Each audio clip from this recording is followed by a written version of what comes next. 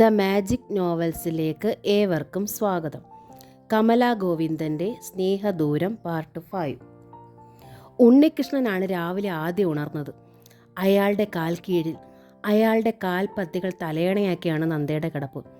ചുരുണ്ടുകൂടി അവളുടെ കവിളത്ത് കണ്ണീരുണങ്ങിയ ചാലുണ്ടായിരുന്നു. ഒപ്പം തൻ്റെ കൈപ്പാടുകളും. ഒന്ന് തലോടാൻ കൈനീട്ടിയതാണ്. പിന്നെ വേണ്ടെന്ന് വെച്ചു. എഴുന്നേറ്റ് വാതിൽ തുറന്ന് പുറത്തിറങ്ങി. നന്ദയെ ഉണർന്നു. അവൾ മുഖം കഴുകി അടുക്കളയിലെത്തി. ഇരുവരും ഏറെ വൈകാതെ നടുക്കത്തോടെ ഒരു സത്യം അറിഞ്ഞു. മുകുന്ദനെയും ഈശ്വരിയും കാണാനില്ല. ഉണ്ണികൃഷ്ണൻ അന്താളിച്ചു. അച്ഛനും അമ്മയും എവിടെ പോയി? മുൻ വാതിൽ ചാരിയിട്ടുണ്ട്. വെളുപ്പിന് കുളി കഴിച്ചതിൻ്റെ ലക്ഷണങ്ങളുണ്ട്. എവിടെ പോയി? ക്ഷേത്രത്തിലോ? ഉണ്ണിയേട്ടൻ്റെ ഇന്നലത്തെ പ്രകടനം കണ്ട് വിഷമിച്ചു പോയതാവും, നന്ദ പറഞ്ഞു. നീ മിണ്ടരുത്, ഉണ്ണികൃഷ്ണൻ ചീറി. ഇനി ദിവസവും പല പ്രകടനങ്ങളും ഉണ്ടാകും. ആർക്കും വിഷമം വേണ്ട. നിനക്കും പോകാം. കോടതി പറയാൻ കാത്തിരിക്കണ്ട. ഗൗരവത്തിൽ തന്നെ പറഞ്ഞിട്ട് ഉണ്ണികൃഷ്ണൻ അകത്ത് കയറി വേഷം മാറ്റി പുറത്തു പോകാനുള്ള വേഷത്തിൽ വന്നു. എവിടെ പോകുന്നു? നന്ദ ചോദിച്ചു. എന്തിനാ അറിഞ്ഞിട്ട്? ഉണ്ണികൃഷ്ണൻ മൂർഖനെ പോലെ ചീറ്റി. അച്ഛനും അമ്മയും എവിടെ പോയെന്ന് അന്വേഷിക്കണ്ടേ? ഓ, അന്വേഷിച്ചു കൊണ്ടുവന്നിട്ട് എന്തിനാ? ഗൂഢാലോചനയ്ക്കോ? ബ്രോക്കറെ വരുത്താനും കല്യാണം ഉറപ്പിക്കാനുമാണോ? പുച്ഛവും പരിഹാസവും നിറഞ്ഞു ഉണ്ണികൃഷ്ണൻ്റെ മുഖത്ത്. എന്താണാവോ ഇനിയുള്ള പ്ലാൻ? അതോടെ അറിഞ്ഞാൽ കൊള്ളായിരുന്നു. പുതിയ പെണ്ണ് വന്നിട്ട് മധുവിധ കൂടി കഴിഞ്ഞിട്ടേ പോകുന്നുള്ളോ? അതോ കുഞ്ഞു പറഞ്ഞിട്ട് മതിയെന്ന് വെച്ചോ? ഉണ്ണിയേട്ടാ പ്ലീസ്, നന്ദയ്ക്ക് വല്ലാതെ നൊന്തു. സഹപ്രവർത്തകൻ ജോർജിൻ്റെ പക്കലാണ് ഉണ്ണികൃഷ്ണൻ്റെ ബൈക്ക്. അയാൾ മൊത്താണ് ഇന്നലെ ബാറിൽ കയറിയത്. അയാൾ വിലക്കിയതാണ്. എന്നിട്ടും വകവയ്ക്കാതെ കയറി കുടിച്ചു. ഭയന്നിട്ട് ജോർജ് തന്നെയാണ് ഓട്ടോറിക്ഷയിൽ കയറ്റി വിട്ടിട്ട് വണ്ടി കൊണ്ടുപോയത്. ജോർജിൻ്റെ വീട്ടിൽ ചെന്ന് വണ്ടിയെടുത്തു. എന്താടോ ഇന്നലെ എന്തായിരുന്നു പുകില്? ജോർജ് കളിയാക്കി. ചിരിച്ചൊഴിഞ്ഞ് ഉണ്ണികൃഷ്ണൻ പോന്നു. ക്ഷേത്രങ്ങളിലൊക്കെ തപ്പിയിട്ട് പിന്നൊരു ഊഹം വെച്ച് ഉണ്ണികൃഷ്ണൻ വണ്ടി വിട്ടു. ഈശ്വരിയുടെ മൂത്ത സഹോദരൻ കേശവൻകുട്ടിയുടെ വീട്ടിലേക്ക്. ശിവൻകുട്ടിയേക്കാൾ ഈശ്വരിക്കിഷ്ടം കേശവൻകുട്ടിയോടാണ്. ഉണ്ണികൃഷ്ണൻ ചെല്ലുമ്പോൾ രണ്ടാളും അവിടെയുണ്ട്. കേശവൻകുട്ടിയുടെ മകൻ പീതാംബരൻ്റെ കുഞ്ഞിനെ കയ്യിൽ മടിയിൽ വെച്ച് കളിപ്പിക്കുന്നു. അമ്മാവനും യശോദയമ്മായും കൂടെയുണ്ട്. ഉണ്ണികൃഷ്ണനെ കണ്ടതോടെ മുകുന്ദനും ഈശ്വരിയും കൂടുതൽ മുഖം വീർപ്പിച്ചിരുന്നു. ഒന്ന് പറഞ്ഞിട്ട് പോരാമായിരുന്നില്ലേ അച്ഛാ? വരാന്തയിലേക്ക് കയറിയിട്ട് തെല്ല അസഹ്യതയോടെ ഉണ്ണികൃഷ്ണൻ ചോദിച്ചു. എന്തിനാ പറയുന്നത്? ഇനി ഇങ്ങനെയൊക്കെ ഞങ്ങൾക്ക് പറ്റൂ, മുകുന്ദൻ പറഞ്ഞു. തന്നെയല്ല, ഞങ്ങൾ ഇനി അങ്ങോട്ട് വരുന്നതുമില്ല. വരുന്നില്ലെന്നോ? അതെന്താ? എന്തിനു വരണം? ഞങ്ങൾക്കവിടെ ആരുണ്ട്? ഈശ്വരിക്ക് സങ്കടം വന്നു. പകല് നിങ്ങൾ രണ്ടാളുമില്ല. വൈകുന്നേരം വന്നാലോ? മിണ്ടാട്ടമോ ഉരിയാട്ടമോ ഉണ്ടോ? എത്ര നാളാ അങ്ങനെ ഒരു വീട്ടിൽ കഴിയുന്നത്? വല്ലാതെ വീർപ്പ് മുട്ടുക. ഇവിടെ വന്നപ്പോൾ കണ്ടോ, ദേ ഈ കുഞ്ഞ്. ഇവൻ മതി സമയം പോകാൻ. ഇവൻ്റെ കുസൃതികളും തമാശകളും സംസാരവും ശ്രദ്ധിച്ചാൽ വെളുത്താ വൈകുന്നതും വൈകിയാ പുലരുന്നതും അറിയത്തില്ല. ഉണ്ണികൃഷ്ണൻ്റെ മുഖത്ത് അസഹ്യമായ നൊമ്പരം നിഴലിച്ചു.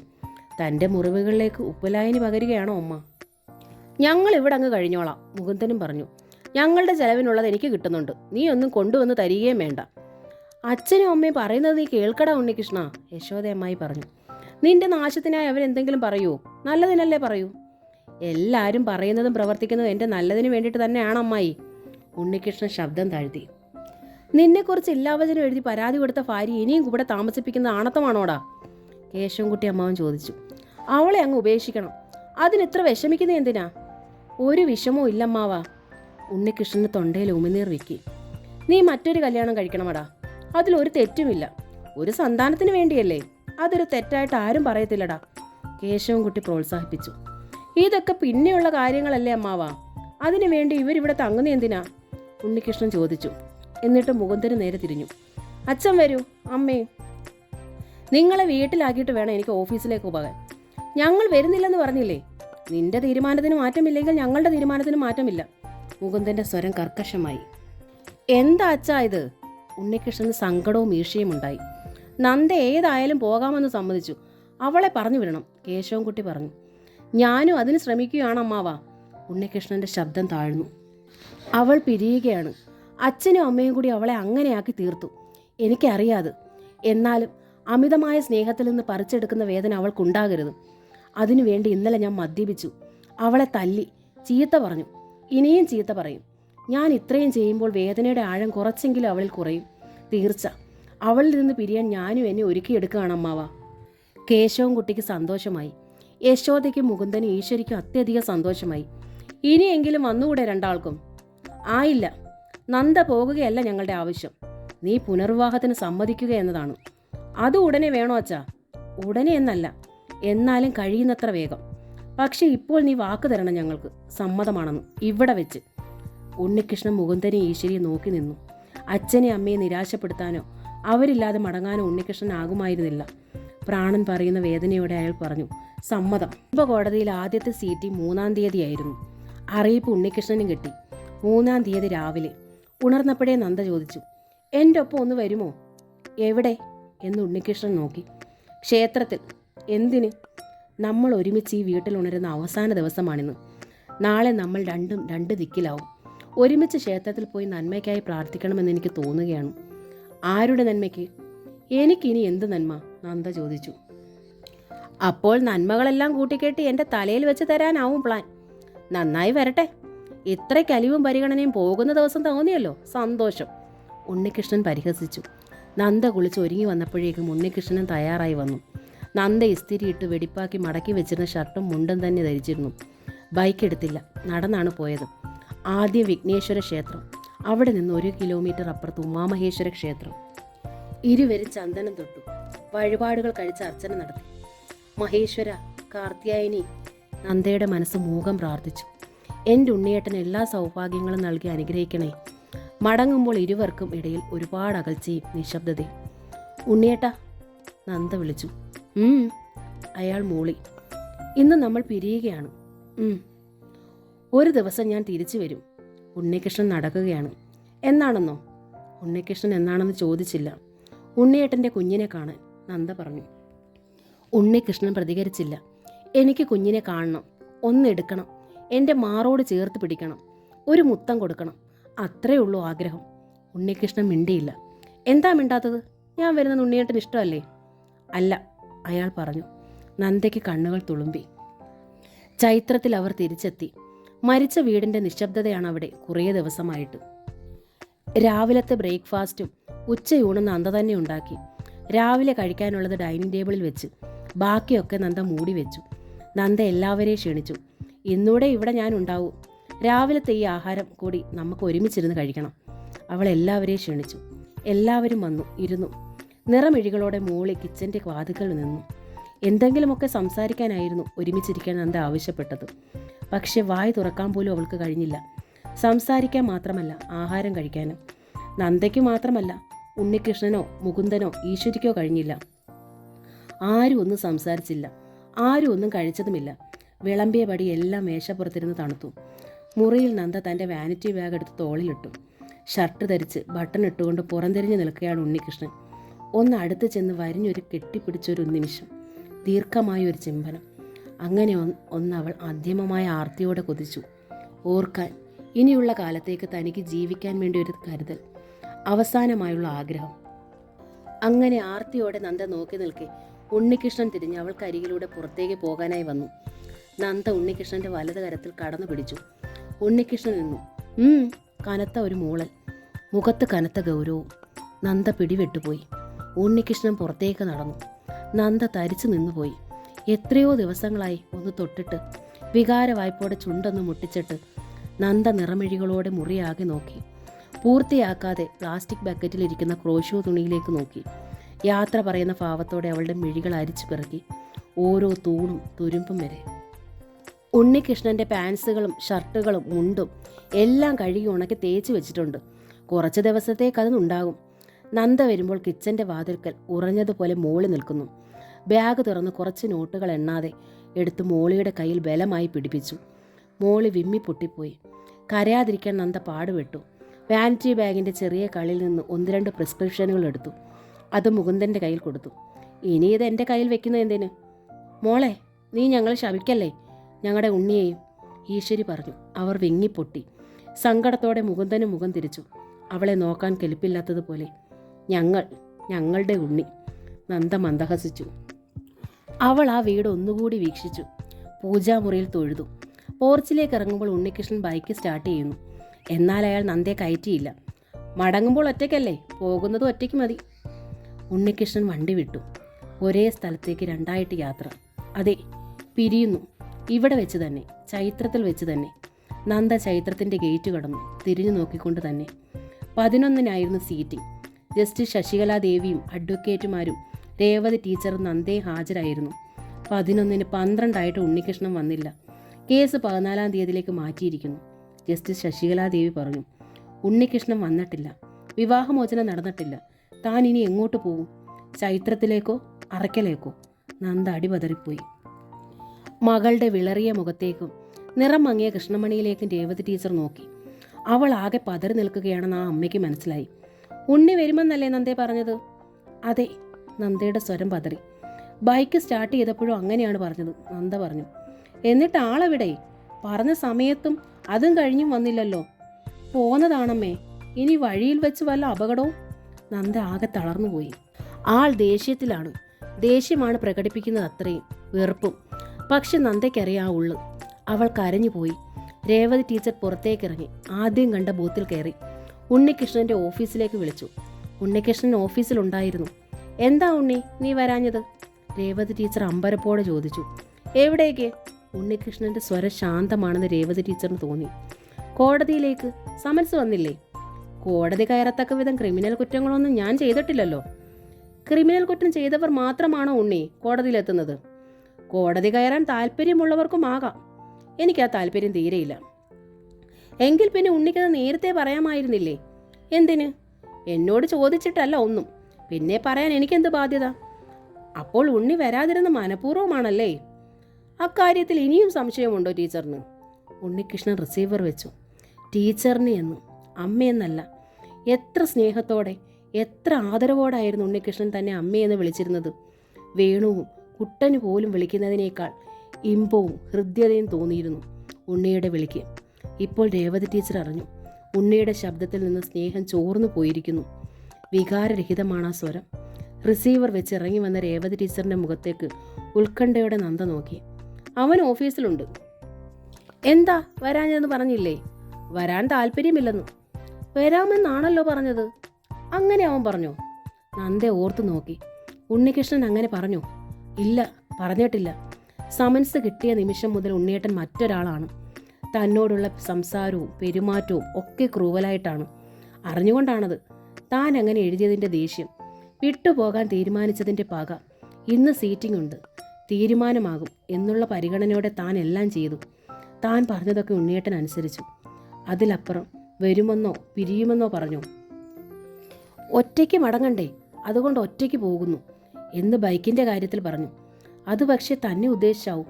അതെ, അതാണ് ശരി. അമ്മയെ നോക്കി നിഷേധാർത്ഥത്തിൽ തലയാട്ടി. നിന്റെ തീരുമാനം ശരിയോ തെറ്റോ എന്ന് പുനഃപരിശോധിക്കാൻ സമയം ഇനിയുണ്ട് നന്ദേ, രേവതി ടീച്ചർ പ്രത്യാശയോടെ പറഞ്ഞു. ഞാൻ യാത്ര പറഞ്ഞാണ് അമ്മയെ പോകുന്നത്, അവിടുത്തെ തൂണിനോടും തുരുമ്പിനോടും വരെ. ഇനി ഒരു മടക്കമില്ല, നന്ദ പറഞ്ഞു. എന്നിട്ട് നിന്റെ കൈവശം ഒന്നുമില്ലല്ലോ നന്ദേ. എന്താ അമ്മേ വേണ്ടത്? ഉടുക്കാൻ തുണി പോലും ഈ വാനിറ്റി ബാഗല്ലാതെ. ഉടുതുണി ഉണ്ടമ്മേ, അതുപോരെ. അല്ലാതെ ഞാൻ അവിടെ നിന്ന് എന്തെടുക്കാൻ? എടുക്കുകയാണെങ്കിൽ എനിക്ക് വേണ്ടത് ഒന്നു മാത്രമല്ലേ ഉള്ളൂ. അതിനെയാ ഞാൻ ഉപേക്ഷിച്ചത്. പിന്നെന്തിനാ മറ്റുള്ളതൊക്കെ? നിനക്കൊട്ടും സങ്കടമില്ലേ മോളെ? സങ്കടം അതുമാത്രമേ ഇനി എൻ്റെ മുൻപിലുണ്ടാകൂ. അറിയാം, എന്നാലും കുറ്റബോധമില്ല. ഞാൻ ശരിയാണ് ചെയ്തതെന്ന് ഉറച്ച വിശ്വാസമുണ്ട്. പക്ഷേ ഉണ്ണികൃഷ്ണൻ വരാത്ത സ്ഥിതിക്ക് എന്താ നിന്റെ തീരുമാനം? നന്ദ അമ്മയുടെ കണ്ണുകളിലേക്ക് നോക്കി. യാത്ര പറഞ്ഞു പോകുന്നതാണെന്നല്ലേ നീ പറഞ്ഞത്? അതെ. എന്നാൽ ഇനി അറക്കലേക്ക് പോകാം. അമ്മയ്ക്ക് പിന്നാലെ ഓട്ടോറിക്ഷ സ്റ്റാൻഡിലേക്ക് നടക്കുമ്പോൾ നന്ദ സംശയിച്ചു.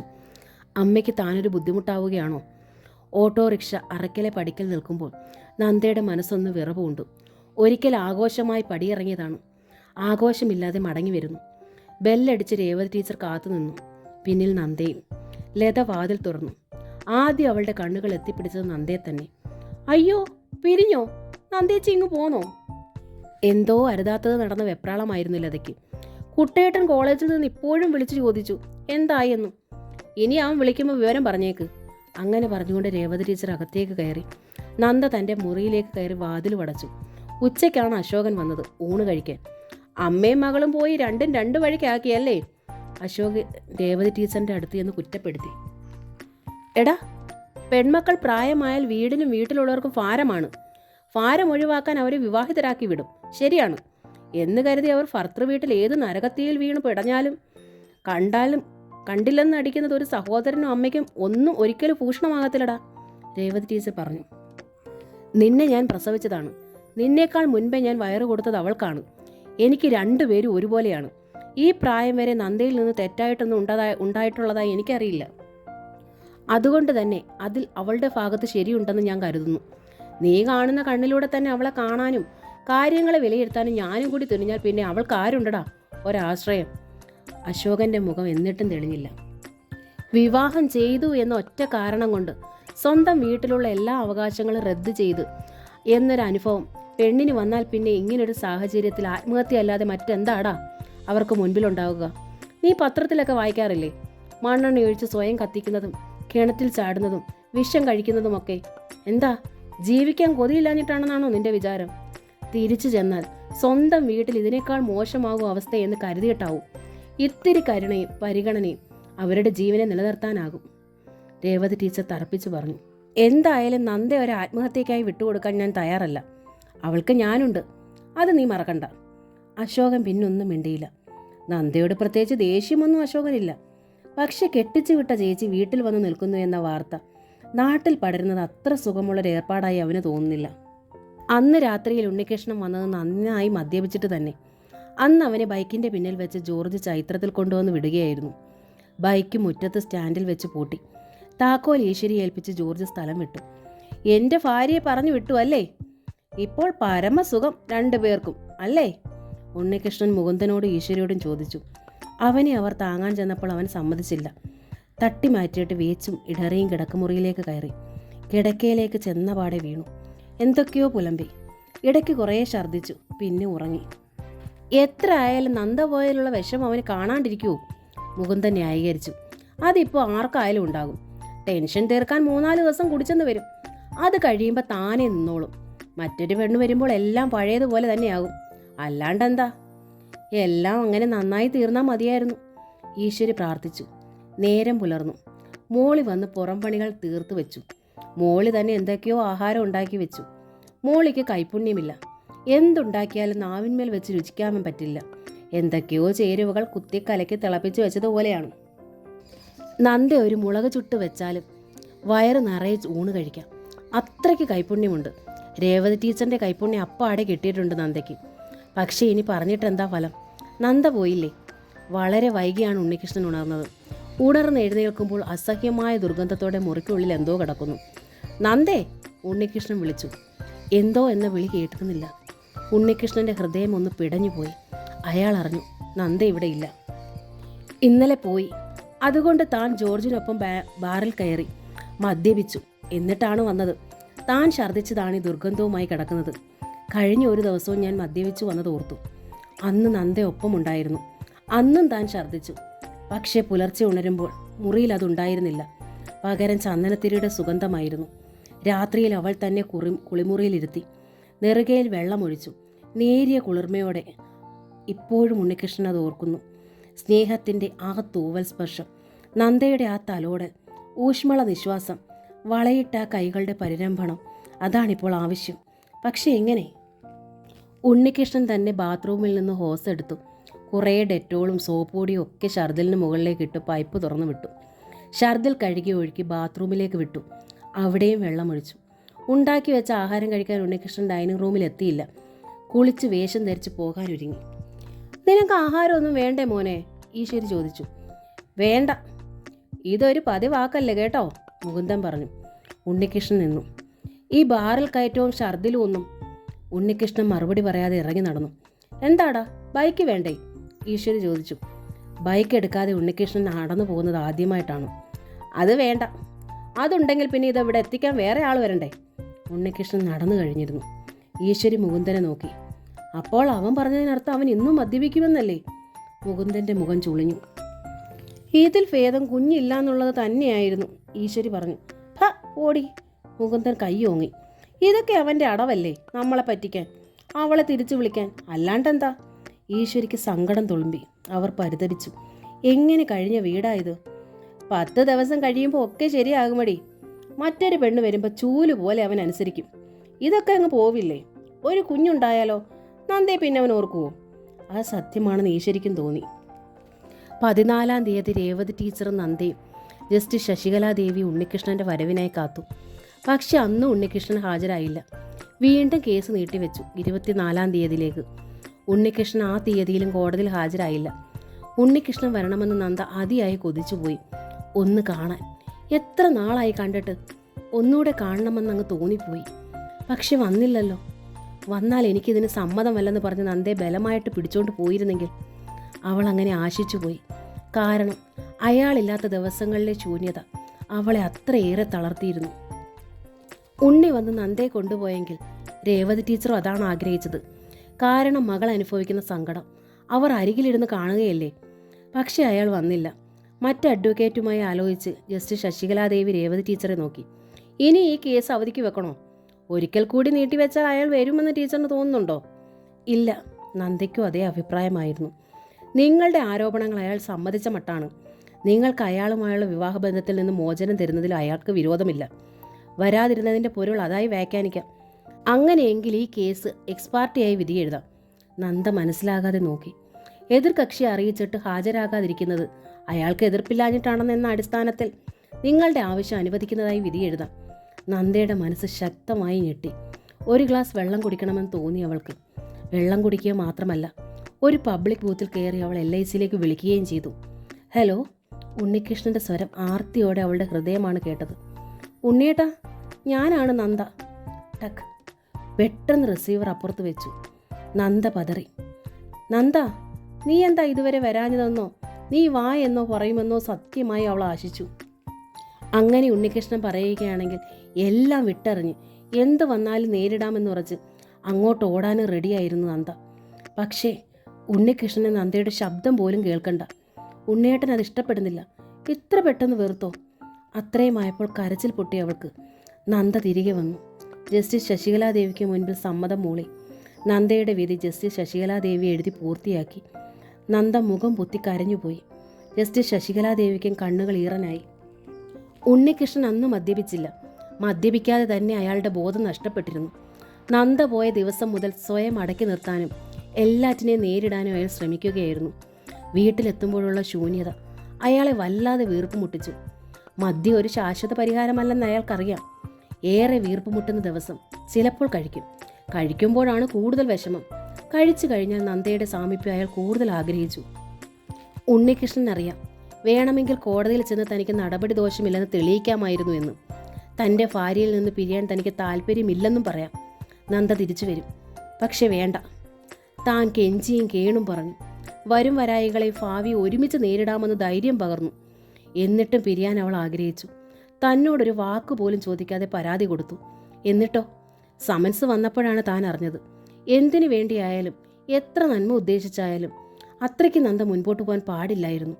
തൻ്റെ വാക്ക് കേൾക്കാനോ തൻ്റെ മനസ്സറിയാനോ അല്ല അവൾ ശ്രമിച്ചത്. വയസ്സായ അച്ഛൻ്റെ അമ്മയുടെയും വർത്തമാനങ്ങളും കുറ്റപ്പെടുത്തലുകളുമാണ് അവൾ ശ്രദ്ധിച്ചത്. അവർക്ക് വേണ്ടിയാണവൾ തന്നെ തള്ളി പറഞ്ഞു. പിന്നിൽ എത്ര വല്ല ഉദ്ദേശശുദ്ധിയായാലും താനത് ക്ഷമിക്കാൻ തയ്യാറല്ല. നന്ദയുടെ ഉള്ളിൽ പകയായിരുന്നു. തന്നെ തള്ളിക്കളയുന്നവളെ തനിക്കും വേണ്ട, പോകട്ടെ, പോയി തുലയട്ടെ എന്ന ഭാവം. പക്ഷേ തമ്മിൽ അകന്നു കഴിഞ്ഞപ്പോൾ അയാൾക്ക് ആ പകയും ദേഷ്യവും വെച്ചു പുലർത്താൻ കഴിയുന്നില്ല. പല രാത്രികളിലും കിടക്കറയിൽ നിന്ന് എഴുന്നേറ്റു ഉഴറി നടന്നു. നന്ദയുടെ സാമീപ്യത്തിനായി, സാന്ത്വനത്തിനായി, തലോടിനായുള്ള ദാഹം. അവളുടെ ശബ്ദമെങ്കിലും ഒന്ന് കേട്ടെങ്കിൽ. ഫോൺ എടുക്കാനും അറക്കലെ നമ്പർ ഞെക്കാനും പലപ്പോഴും ശ്രമിച്ചു വാടിയെന്ന് പറയാൻ. വേണ്ട, അവൾക്കും ആകാമല്ലോ ഇങ്ങോട്ടൊന്ന് വിളിക്കാൻ. ഒരു കുശലാന്വേഷണത്തിന് വേണ്ടിയെങ്കിലും വിളിക്കുന്നില്ലല്ലോ ഇതുവരെ. വേണ്ട, വിട്ടുപോകുന്നവളെ ശല്യപ്പെടുത്തണ്ട. അങ്ങനെ കരുതി റിസീവർ വയ്ക്കും. പക്ഷേ ഇന്ന് സന്ധ്യയ്ക്ക് ആ ശബ്ദം, നന്ദയുടെ സ്വരം. ഉണ്ണിയേട്ടാ, ഞാനാണ് നന്ദ. പിരിഞ്ഞു എന്ന് പറയാനുള്ള വിളി. ആ സ്വരം. റിസീവർ വെച്ചുപോയി. എന്താണ് അവൾ പറയാൻ ആഗ്രഹിച്ചത്? അതറിയാനുള്ളൊരു ത്വര അപ്പോൾ അയാളെ വല്ലാതെ ആക്രമിച്ചു. ഉണ്ണികൃഷ്ണൻ നിൽക്കാനോ ഇരിക്കാനോ കിടക്കാനോ കഴിഞ്ഞില്ല. പതറിയ നോട്ടത്തോടെ അയാൾ അങ്ങനെ നടന്നു വീടിനുള്ളിലാകെ. നന്ദ പിണങ്ങിപ്പോയെന്നും ഉണ്ണികൃഷ്ണനുമായി വേർപിരിഞ്ഞെന്നും സാലി അറിയുന്നത് മോളി പറഞ്ഞിട്ടാണ്. മോളി അവിടെയും ചെന്ന് അത്യാവശ്യം അടുക്കള ജോലികൾ ചെയ്തു കൊടുക്കാറുണ്ട്. സാലിക്ക് അത് വിശ്വസിക്കാൻ കഴിഞ്ഞില്ല. എന്താണ് ഈ കേൾക്കുന്നത്? നന്ദയും ഉണ്ണികൃഷ്ണൻ തമ്മിൽ വേർപിരിഞ്ഞെന്നോ? എൻ്റെ ഈശ്വര, എന്തൊരു ഭ്രാന്താണ് ഈ കാട്ടിയത്. ഭ്രാന്തൊന്നും അല്ല ചേച്ചി, ആ ഉണ്ണിസാറിന് വേറെ കെട്ടാൻ പോവാ, കൊച്ചുങ്ങളുണ്ടാകുന്ന വേറൊരു പെണ്ണിനെ, മോളി പറഞ്ഞു. നല്ല കാര്യമായി. ഇതെന്താ എങ്ങുമില്ലാത്തൊരു പുതുക്കം? ആ ഉണ്ണികൃഷ്ണൻ ഇത്രയും വിദ്യാഭ്യാസം ഉള്ളതല്ലേ, എന്നിട്ടും ഇങ്ങനെ തലതിരിച്ചിൽ കാണിച്ചാലോ? ഒക്കെ ഓരോ വിധിയാ ചേച്ചി. അല്ല, എന്നിട്ട് പോകുമ്പോൾ ആ നന്ദ ഒരു വാക്കും മിണ്ടിയില്ലല്ലോ, സാലി പരിഭവം പറഞ്ഞു. അയ്യോ, അതിന് വലിയ സങ്കടമായിരുന്നു ചേച്ചി, ഞാനും കരഞ്ഞുപോയി. എനിക്ക് കുറേ രൂപയൊക്കെ തന്നു, മോളി പറഞ്ഞു. മോളിയിൽ നിന്നും സാലിയിൽ നിന്നും വാർത്ത നാട്ടിലാകെ പടർന്നു കഴിഞ്ഞിരുന്നു. പുറത്തേക്ക് ഇറങ്ങുമ്പോൾ പലർക്കും കുശലം ചോദിക്കാനൊരു വിഷയമായി. ഡിവോഴ്സ് കഴിഞ്ഞോ ഉണ്ണികൃഷ്ണ? അതോ നന്ദ തിരിച്ചു വരുമോ? പുതിയ കല്യാണാലോചനയ്ക്ക് എവിടം വരായി? ഉടനെ ഒരെണ്ണം വരുമോ? കരണം അടിച്ചു പോയിക്കാൻ ഉണ്ണികൃഷ്ണന് കൈകൾ തരിക്കും. പക്ഷെ തരിച്ചിട്ട് എന്ത് ചെയ്യും? കേൾക്കാൻ വിധിക്കപ്പെട്ടവനാണ് താൻ. ഒരു ദിവസം കുടുംബ കോടതിയിൽ നിന്ന് നന്ദയുടെ ഹർജിയിന്മേലുള്ള വിധിയുടെ പകർപ്പ് ഉണ്ണികൃഷ്ണന്റെ പേരിൽ വന്നു. പിരിഞ്ഞു താമസിക്കാൻ കോടതി വിധിച്ചിരിക്കുന്നു. എങ്കിലും 6 മാസം സമയമുണ്ട്. ഉണ്ണികൃഷ്ണനും നന്ദയ്ക്കും ഒരുമിച്ച് താമസിക്കണമെന്ന് ഈ 6 മാസത്തിനുള്ളിൽ താല്പര്യം തോന്നിയാൽ ഒരുമിച്ച് വീണ്ടും ജീവിക്കാൻ കോടതി അനുവദിക്കും. എന്നാൽ 6 മാസമായിട്ടും അങ്ങനൊരു താല്പര്യം രണ്ടാളും കോടതി അറിയിക്കുന്നില്ല എങ്കിൽ ഇരുവർക്കും ഡിവോഴ്സ് എന്ന് അനുവദിച്ച് നൽകും. വിധിയുടെ കോപ്പി കയ്യിൽ വെച്ച് ഉണ്ണികൃഷ്ണൻ ഒരു മന്ദനെ പോലെ ഇരുന്നു. തൻ്റെയും നന്ദയുടെയും അടുപ്പവും അകൽച്ചയും നിശ്ചയിക്കുന്നത് ഇപ്പോൾ തങ്ങളല്ല, കോടതിയാണ്. ചൈത്രത്തിൽ നിന്ന് പോന്ന നാൾ മുതൽ നന്ദ ലീവിലായിരുന്നു. പുറത്തേക്കിറങ്ങാനോ സ്കൂളിലേക്ക് പോകാനോ നന്ദയ്ക്ക് ആവുമായിരുന്നില്ല. വിധി പറഞ്ഞ ദിവസം മുതൽ അവൾ ശരിക്കും കിടപ്പിലായിരുന്നു. വളരെ പതിയെയാണ് അവൾ നോർമലായത്. വെള്ളം കുടിക്കാനും ആഹാര ലേശമെങ്കിലും കഴിക്കാൻ തുടങ്ങി എന്ന് മാത്രം. പിന്നൊരു ദിവസം അവൾ തീരുമാനിച്ചു, ഈ കിടപ്പിനേക്കാൾ നന്ന് പുറത്തേക്കിറങ്ങുന്നതാണ്, സ്കൂളിലേക്ക് തന്നെ. കുട്ടികൾക്കിടയിൽ കഴിയുന്നത് ദുഃഖം മറക്കാൻ ഏറ്റവും നല്ല മരുന്ന്. പക്ഷെ അപ്പോഴാണ് പ്രശ്നം. നന്ദ ഡ്രസ്സുകളൊന്നും കൊണ്ടുവന്നിരുന്നില്ല. പണ്ടെന്നോ വന്നപ്പോൾ ഇട്ടിട്ട് പോയ 1-2 ബ്ലൗസുകൾ ഉള്ളത് ഭാഗ്യം. പക്ഷെ സാരി വേണം. നന്ദ രേവതി ടീച്ചറിൻ്റെ ഷെൽഫിൽ തപ്പി. നിറം കുറഞ്ഞതും വെറും കോട്ടനുമാണവ. രേവതി ടീച്ചർ ലതയുടെ അടുത്തേക്ക് ചെന്നു. ഒരുപാട് സാരി ഉണ്ട് അവൾക്ക്. പക്ഷെ ഒന്ന് എടുക്കാൻ ചെന്നപ്പോൾ ലത സമ്മതിച്ചില്ല. ഒരുപാടുണ്ടായിരുന്നല്ലോ, കുറേ കൊണ്ടുവരായിരുന്നില്ലേ നന്ദേച്ചിക്ക്? ലത മുഖത്തടിച്ചതുപോലെ പറഞ്ഞു. രേവതി ടീച്ചറുടെ ഷെൽഫിൽ നിന്ന് തന്നെ നന്ദ ഒരു സാരി തപ്പിയെടുത്തു. അതുമായി അവർക്കരിയിലേക്ക് വന്ന് നന്ദ പറഞ്ഞു, ഇത് മതിയമ്മേ, ഇത് ചേരും. രേവതി ടീച്ചറിന് ആശ്വാസമായി. എങ്കിലും അവർ ലതയോട് പറഞ്ഞു തെല്ല് ഈഷ്യത്തോടെ, ഒരു സാരി അവൾ ഒന്ന് എടുത്തെന്ന് വെച്ച് അത് ദ്രവിച്ചു പോകുമൊന്നുമില്ല കേട്ടോ ലതേ.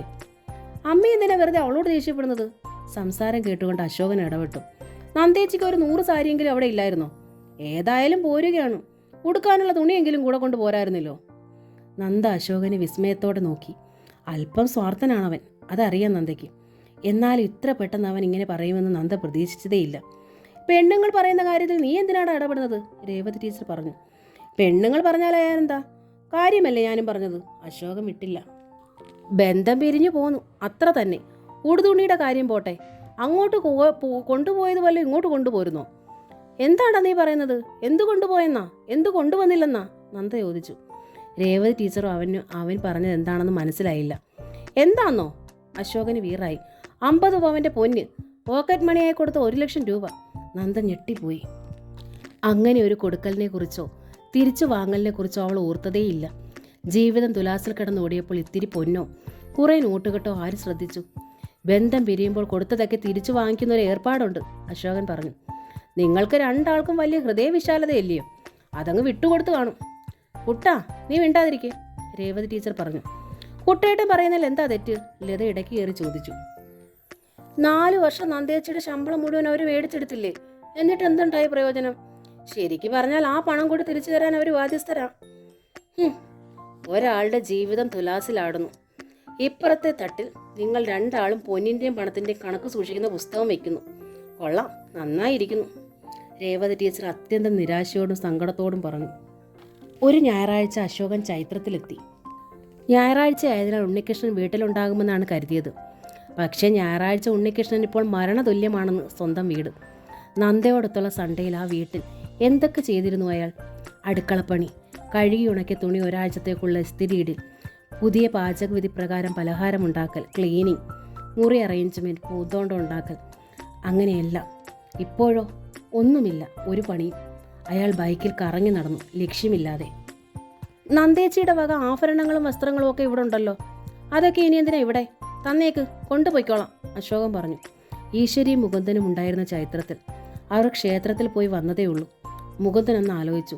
ഉണ്ണി ഇവിടെ ഇല്ല, വരട്ടെ, കൊടുത്തയച്ചേക്കാം, മുകുന്ദൻ പറഞ്ഞു. ആ അത് മതി, അശോകൻ തിരിഞ്ഞു. കുട്ട, ഈശ്വരി വിളിച്ചു. എന്താ? അശോകൻ തിരിഞ്ഞു നോക്കി. നന്ദയ്ക്ക് സുഖമാണോ? ഓ പരമാനന്ദം. ഇനിയിപ്പോൾ ഇതൊക്കെ അറിയുന്ന എന്തിനാ? ആട്ടി പറഞ്ഞു വിട്ടില്ലേ, ഇനി കാര്യങ്ങൾ ഞങ്ങൾ നോക്കിക്കോളാം, അശോകൻ കാലുഷ്യത്തോടെ പറഞ്ഞിട്ട് നടന്നു നീങ്ങി. ഉണ്ണികൃഷ്ണൻ വന്നപ്പോൾ രാവേറെയായി. എവിടേക്കോ അലഞ്ഞു തിരിഞ്ഞിട്ടുള്ള വരവ്. വന്ന പാടെ കിടപ്പായി. അതുകൊണ്ട് രാവിലെയാണ് മുകുന്ദൻ അശോകൻ വന്ന വിവരം പറഞ്ഞത്. ഉണ്ണികൃഷ്ണൻ സ്തബ്ധനായി നിന്നു. 6 മാസത്തെ സമയം കോടതി പോലും തന്നിട്ടുണ്ടല്ലോ അച്ഛാ ഡിവോഴ്സ് അംഗീകരിക്കാൻ. അതിനെന്താടാ? അതിനുള്ളിൽ മടങ്ങി വരാൻ നന്ദയ്ക്ക് തോന്നിയാലോ? മുകുന്ദൻ ഞെട്ടിപ്പോയി. ഈശ്വര, അങ്ങനൊരു സാധ്യതയുണ്ടല്ലോ. അയാൾ ഉള്ളിൽ വെപ്രാളപ്പെട്ടു. എടാ, അയാൾ നയത്തിൽ ഇടപെടാൻ തീരുമാനിച്ചു. അതുവരെ അവൾക്ക് തുണി കൊടുക്കണ്ടായോ? സ്കൂളിൽ പോകണ്ടായോ? അന്ന് അവൾ പോയപ്പോൾ ഒന്നും കൊണ്ടുപോയില്ല, ഉടുതുണിയല്ലാതെ. തുണിയും സ്വർണവും കൊണ്ടുപോയി കൊടുക്കടാ. തിരികെ വരുന്നെങ്കിൽ അപ്പോഴിങ്ങ് കൊണ്ടുവന്നോളും. അതുവരെ തുണി കൊടുക്കണ്ടായോ? അതിൽ ശരിയുണ്ടെന്ന് ഉണ്ണികൃഷ്ണന് തോന്നി. എങ്കിലും അയാൾ പറഞ്ഞു, എനിക്ക് പറ്റില്ല പോകാനും കൊടുക്കാനും ഒന്നും. വേണ്ട, നീ ഇങ്ങെടുത്തതാ, ഞാൻ കൊണ്ടുപോയി കൊടുക്കാം, അയാൾ പറഞ്ഞു. ഉണ്ണികൃഷ്ണൻ മൂളി. മുകുന്ദന് സന്തോഷമായി. അയാൾ അതാണ് ആഗ്രഹിച്ചതും. ഉണ്ണികൃഷ്ണൻ ഷെൽഫ് തുറന്നു. അതിനുള്ളിൽ അട്ടിയായി മടക്കി വെച്ചിരിക്കുന്ന സാരികൾ. ഹാൻഗറിൽ ഒരുപാട് സാരികൾ തൂക്കിയിട്ടിരിക്കുന്നു. സാധാരണ കോട്ടൺ മുതൽ മുന്തിയ പട്ട് വരെ. ഒരു സാരി അയാൾ അതിനുള്ളിൽ നിന്നും വലിച്ചെടുത്തു. കഴിഞ്ഞ വെഡ്ഡിംഗ് ഡേക്ക് താൻ വാങ്ങി അവൾക്ക് നൽകിയ സാരി. ഒന്നുടുത്തിട്ട് കഴുകാതെ ഉണക്കി മടക്കി വെച്ചത്. ഒന്നുകൂടി ഉടുത്തിട്ട് കഴുകി വെക്കാമെന്ന് പറഞ്ഞാണ് അവൾ അന്ന് അത് കൂട്ടത്തിൽ വെച്ചത്. ഉണ്ണികൃഷ്ണൻ അത് മുഖത്തോടടുപ്പിച്ചു, മൂക്ക് വിടർത്തി. അതിൽ നന്ദയുടെ ഗന്ധമുണ്ട്, വിയർപ്പിൻ്റെയും. അച്ഛൻ കാണാതെ അയാളത് ബെഡിൻ്റെ കീഴേക്ക് വെച്ചു. ബാക്കി എല്ലാം പെറുക്കിയിട്ടു. പിന്നെ ഷെൽഫിൻ്റെ ലോക്കർ തുറന്നു. അതിൽ നിന്ന് നന്ദയുടെ ആഭരണങ്ങളും അച്ഛന് മുമ്പിലേക്ക് അവൻ നിരത്തിയിട്ടു. സ്നേഹദൂരം എന്ന നോവലിൻ്റെ ഈ ഭാഗം ഇവിടെ പൂർണ്ണമാവുകയാണ്. ഈ നോവൽ നിങ്ങൾക്ക് ഇഷ്ടമായെങ്കിൽ പ്ലീസ് ഒന്ന് സബ്സ്ക്രൈബ് ചെയ്യണേ. Thank you.